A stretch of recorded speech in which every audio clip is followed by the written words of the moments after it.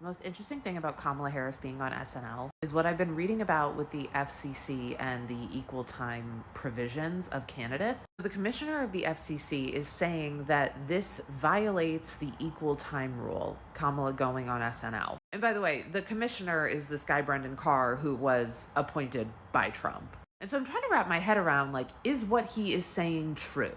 That Kamala Harris and Trump were not offered equal time by her being on SNL.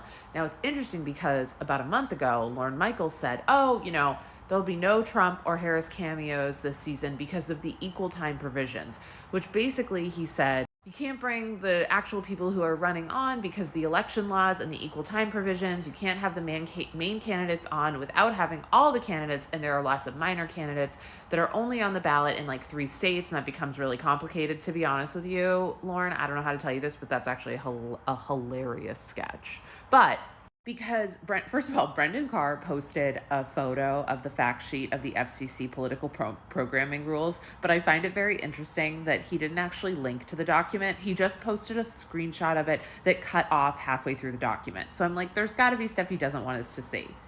But I think that Lorne Michaels got this wrong. I don't think that you actually have to do equal time provision for all the candidates, like the write-in candidates, Mickey Mouse, etc. So Lauren's not wrong in that you have to be a legally qualified candidate in order to fit this equal opportunity provision. But the idea of a legally qualified candidate is kind of subjective in the sense that you have to have publicly announced your intention to run for office. You have to have qualified under applicable state and or federal law to hold the office being sought.